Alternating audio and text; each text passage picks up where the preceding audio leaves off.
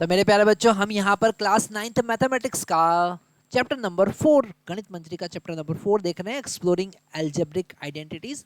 Algebra में हम कितने टाइप की आइडेंटिटीज यूज कर रहे हैं, कुछ आइडेंटिटीज का हम यहाँ पर चैप्टर नंबर 4 में डिस्कशन कर रहे हैं। और अभी तक हमने दो आइडेंटिटी देखा, हमने देखा a प्लस बी का होल स्क्वायर और a माइनस बी का होल स्क्वायर। ओके, और इससे रिलेटेड हमने सारे कॉन्सेप्ट देखे, पर यहाँ पर हम अब 4.4 की बात कर रहे हैं और वो कह रहे हैं कि भैया और भी बहुत सारी आइडेंटिटी होती है।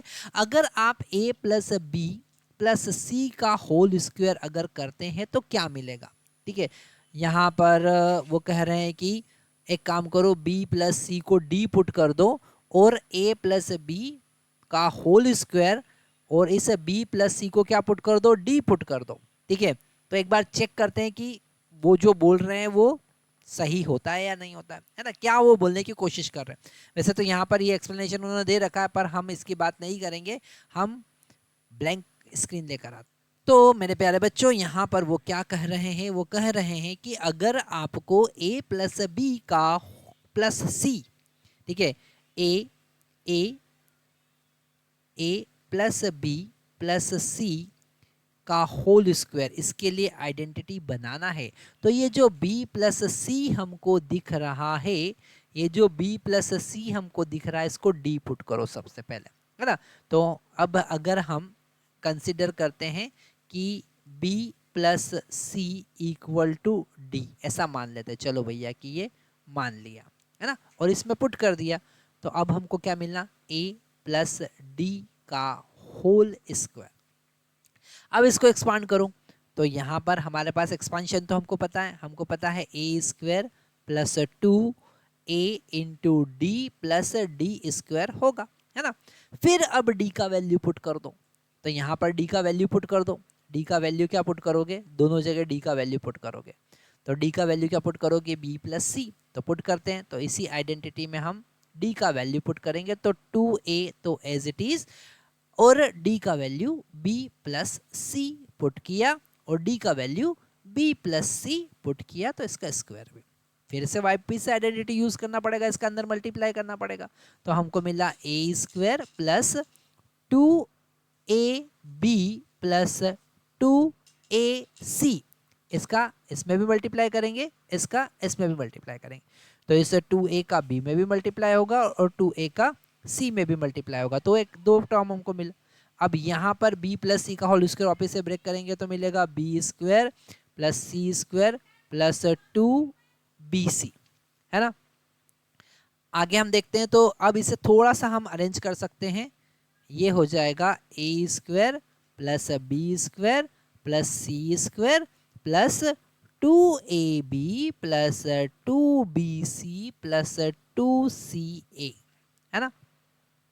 ये एक्सपांशन मिला, तो याद रख लेना है, ठीक है, a plus b plus c का होल स्क्वायर, तो आइडेंटिटी क्या बना, a plus b plus c का होल स्क्वायर जो होता है वो होता है a square plus B square plus C square plus 2ab plus 2bc plus 2ca, ठीक है, ये आइडेंटिटी है।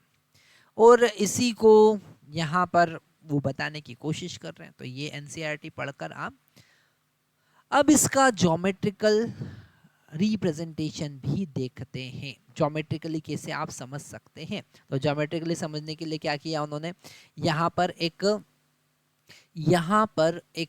उन्होंने स्क्वायर बनाया, ठीक है। तो सबसे पहले एक ए साइड वाला उन्होंने स्क्वायर दिया, ठीक है, तो इधर भी ए ले लिया, इधर भी ले लिया, ये हमको डार्क ब्राउन कलर जो है इसमें हमको ए स्क्वायर मिलेगा, ठीक है। फिर इसमें हमने बी भी ऐड किया, तो हमको मिला ए,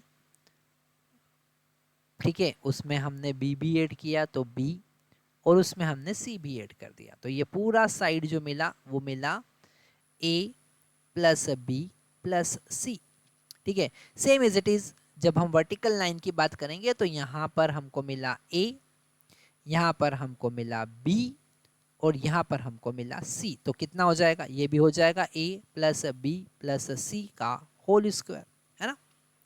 नहीं नहीं नहीं, a प्लस बी प्लस सी होगा, और इसका टोटल एरिया हम देखेंगे तो सबसे पहला जो स्क्वायर मिल रहा है उसका area A square.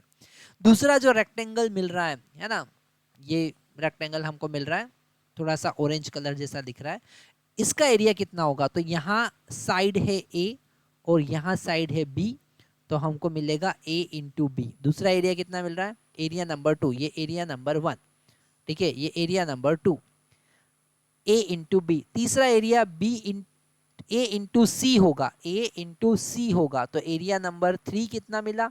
A into सी, ठीक है।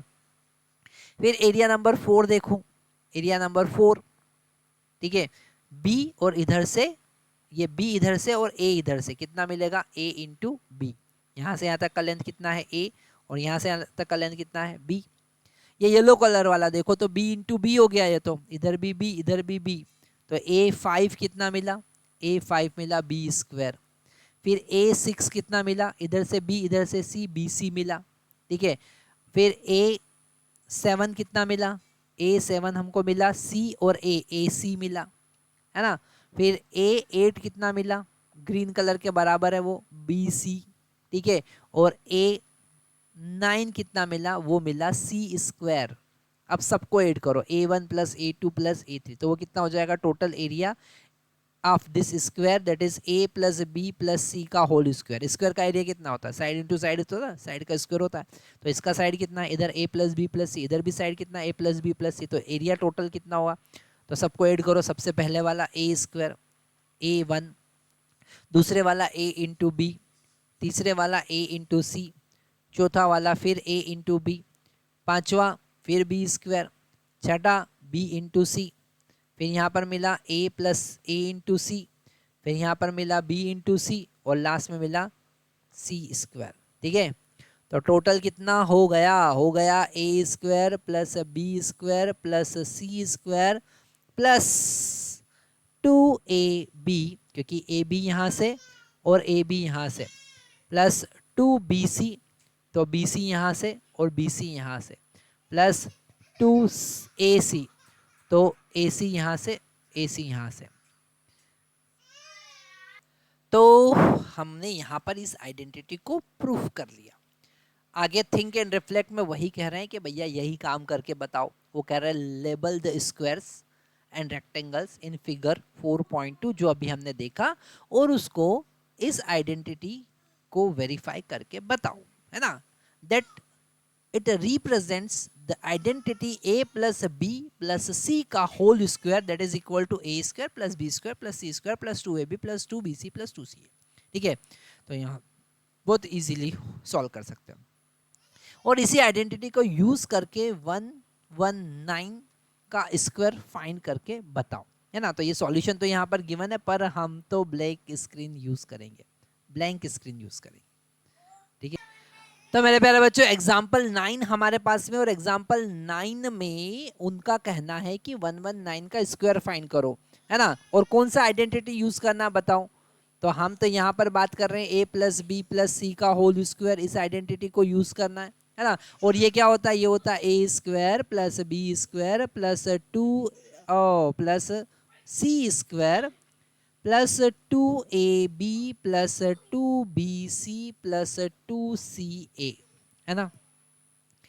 इस आइडेंटिटी को यूज करना है 119 का स्क्वायर। तो इसमें हम राउंड फिगर में क्या लेंगे? 100 लेंगे, प्लस 10 लेंगे, प्लस 9 लेंगे, है ना। और इस आइडेंटिटी को हम एक्सपांड करेंगे, इस आइडेंटिटी की हेल्प से इसको एक्सपांड करेंगे। तो a का वैल्यू कितना है? 100, तो 100 का स्क्वायर लिख देंगे। b का वैल्यू कितना है? 10, तो 10 का स्क्वायर लिख देंगे। c का वैल्यू कितना है? 9, तो 9 का स्क्वायर लिख देंगे, ठीक है। प्लस 2 इंटू a का वैल्यू कितना है? 100, b का वैल्यू कितना है? 10, प्लस 2 a का वैल्यू b का वैल्यू कितना है? 10, और c का वैल्यू कितना है? 9, प्लस 2 c का वैल्यू कितना है? 9, और a का वैल्यू कितना है? 100, है ना। तो ये सारा हमने यहाँ पर पुट कर दिया। इससे आगे देखते हैं। तो 100 का स्क्वायर कितना होगा? डेफिनेटली 10,000 होगा। 10 का स्क्वायर कितना होगा? डेफिनेटली 100 होगा, और यहाँ पर 81 होगा, ठीक है। ये कितना हो जाएगा? ये डेफिनेटली 2000 को मिलेगा, ठीक है। प्लस यहाँ पर कितना हो जाएगा? ये 180 हो जाएगा, और ये कितना हो जाएगा? 200, सो 1800, ठीक है। अब सबको ऐड करते हैं। तो यहाँ पर तो इससे हम आगे ऐड करते हैं तो हमको क्या मिलता है ना, ये सबसे पहले फर्स्ट 3 टर्म हम ऐड करते हैं तो हमको मिलेगा 81, 1 और 10। ये वाला इन 3 टर्म को ऐड करने के बाद मिला, और इन 3 टर्म को ऐड करेंगे तो हमको कितना मिलेगा, यहाँ पर सबसे लास्ट यूनिट प्लेस पर है 0, उसके बाद में यहाँ पर 8 हमको मिल रहा है, ठीक है।